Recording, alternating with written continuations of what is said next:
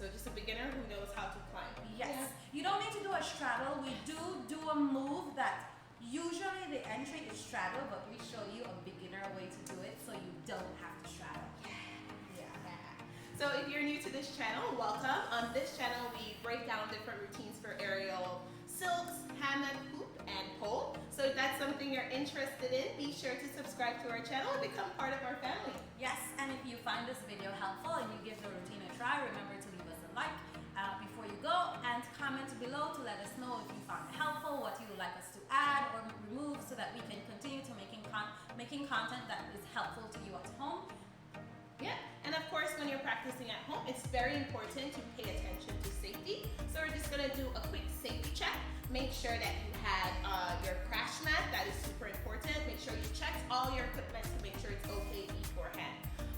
And make sure that you have, especially for pole, make sure that you have like grip or something, maybe a cloth to wipe down the pole, one for your body as well if you sweat a lot like me. When it comes to clothing, of course, for pole, as little as possible so that you have enough grip strength. We're doing this in the summer. We've been sliding a lot. We've also been kind of applying grip to our pole as well to help us. If that's something that you do, that you think you'll struggle with, you can try that little hack. Yes. Yeah, and of course, with everything, make sure that you warm up and cool down well before and after you practice. We have a lot of warm-up videos and cool-down videos right up here. So you can check those out. If you haven't warmed up as yet, go do that first and then come back to this video. And then of course, make sure that you have your spotting buddy. Make sure you have someone that you can practice with that's able to be your GPS in the air. And you know, if something happens, they're able to help you or call someone. Yes, one thing I wanted to point out is that in this video, we do a routine, a pose that requires some flexibility of your legs. So we do recommend that when you warm up, you do make sure that you stretch your hamstrings enough so that you can find the pose comfortable and you don't end up like pulling a muscle or something like that when you're doing the pose. It's very important for this specific pose because it does require stretching your hamstrings. Yeah, and in all of our warm-up videos, we always spend a bit of time on stretching in the end, especially when it comes to split, because we're both always trying to work on our split, so just make sure that you don't skip that part. Yes, that's very important. Yeah, okay. Music? Oh yeah, music. You will notice that you will not find the music to this routine synced up to this video. This is because we don't want a YouTube strike on this video that's intended more to teach you how to do the routine instead of showing you the routine itself. So if you want to see what the routine looks like synced up to the music, you have two options. The first one is a short that we will leave a link to right up here. And the second one is we will release a video the Friday after this video premieres. So you can come back on Friday and look at the routine synced up to the music. And it's going to be a YouTube video, which allows us to post something that's longer and you can see the entire video, and you can find the link to that video in the description down below. If you want to know what song we use, we always leave it for you down there as well, along with the timing with which we get started for the routine, so that you can also try to make your routine as synced up to the music as you can. Yeah, I think that's about it. Yay! All right, let's get started. Yay!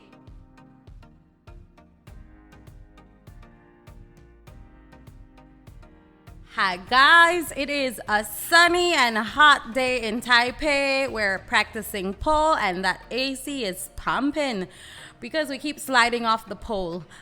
Taylor is here to help us with decoding the routine. I'm really grateful that she is the one who decodes routines for poles because I don't want to be slipping and sliding all over the place today. So please comment below and tell her thank you for taking one for the team and enduring this, because doing the routine is one thing, but doing it slowly without a spinning pole is a whole other thing. Okay, Taylor, let's get started. You look so happy, Taylor. I am happy. I mean, you know, as happy as I can be.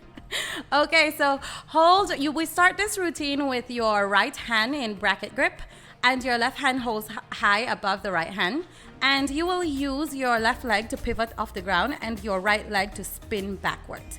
So when you start the spin, I need to come backwards a little because Taylor's legs are so long. So when you start the spin, you keep that left leg on the ground on your toes for a little bit to allow you to spin some more. Do keep in mind that this is not something that can be done on a regular pole. This is usually the entrance for a flying pole. So if you have a regular pole, just do a regular pole climb. Okay, so Taylor, you can spin that leg backwards to show us how to do it. You'll see that she keeps her leg on the ground for a bit before she bends that front leg and extends that back leg to hold this pose, and then she does her first climb. Taylor, you can stop spinning. Gracias. Okay, so after you have done your first climb, you have to do a second climb as well. This allows you to be high enough to be able to do all the poses. And then you will bring that right leg. So bring your body away from the pole and bring that right leg and hook behind your knee on it, and bring the left leg, your foot of the left leg, to the pole, and your right hand hooks the pole at the elbow. Here you can release your left hand and enjoy this pose. Then the leg that is behind, you cross it over the other leg so you can hold this pose and keep that leg on it. From here, you bring the pole to under your armpit and bring that leg back to behind the pole. You can extend that leg for a little if you want to hold that pose. But the pose here we want to do is slide that up just a little over the pole. I think it's a little too low, too high, sorry. Yes. So you can have this shape. 1 minute, yeah. So you can have both legs bent but not together. So you see there's a little variation in the legs here. Basically, you just hold both hands back to the pole and straighten that leg so you are safe. Then turn your body to the right and hook your left leg. So that was your outside leg, it becomes your inside leg. Slide your hands down the pole and hook that right leg on the pole to come into a genie sit. Yes, when you are here, bring the hand on top and thread it between your legs and the pole and hook at your elbow, and then straighten that top leg, bring it to behind your ankle. Yes, so you see that little curve that Taylor has there, it can hook there. Release that bottom hand and you can hold this pose. This pose is a little tiring on your arm, but it's also not too difficult. Then you release that upper leg by removing it from the pole when you hold back to the pole, and you see you're back in this kind of city position. If you find that you don't have the flexibility to do that, you can really just hook your leg back onto the pole. So Taylor will show you how to do it here. Just hook it back onto the pole, and then you can hold high and release your legs. So you can come out of that pose if you don't have the flexibility yet to just release that leg. Thank you, Taylor, for taking one for the team and doing this pole tutorial breakdown for us. Sorry, I had to take work. Ah, it's fine.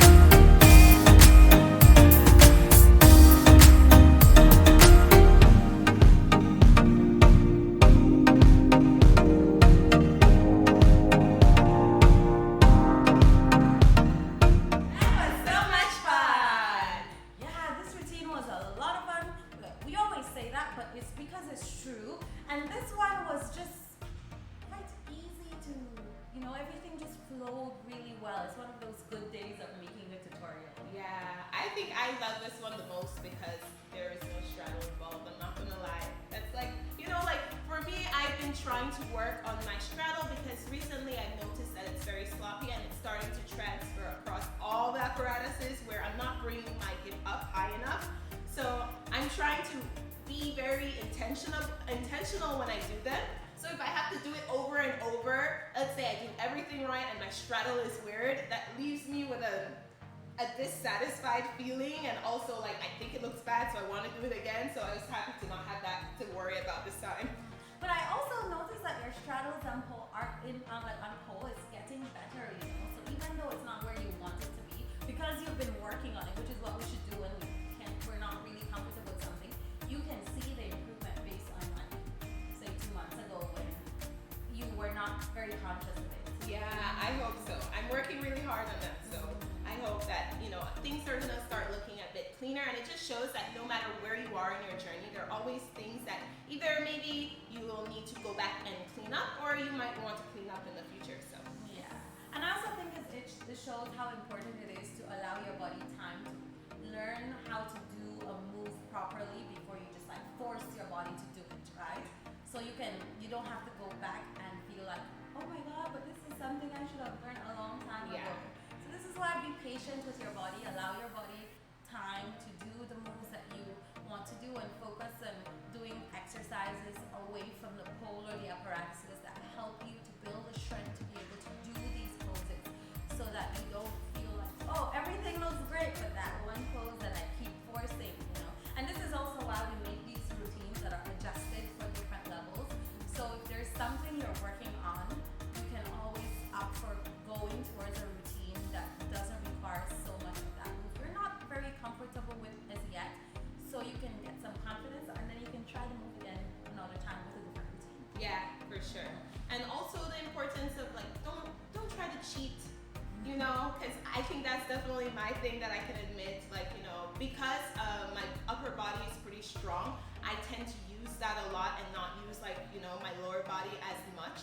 And I think that I've seen that be a disadvantage for me with climbing first, and now straddles, not engaging my back, just kind of using my upper body to send my body backwards without doing it the right way. So now that I'm learning, I told Karina the other day that I'm feeling muscles that I was supposed to be feeling a long time ago finally working, like they're finally turning on. So don't cheat, because it always comes back to bite you. Yeah, but keep on working on Keep it. working it. Yeah, and if you don't have a straddle, give this straddle is yet, sorry, give this routine a try. It's a really pretty routine, and like we said, it's normally a straddle entry. The pose is so pretty, you know, it's one of those straddle entry poses, but we give you a way to do it where you don't have to do a straddle, and it still looks really pretty and really graceful. Thank you guys so much for watching this video. Remember to leave us a like before you leave if you found it helpful, and please share it with other aerialist friends who you have if they are practicing at home and need some more content to help them, guide them along, so that they can feel more comfortable when they get under the apparatus. Yes. Until next time. Bye.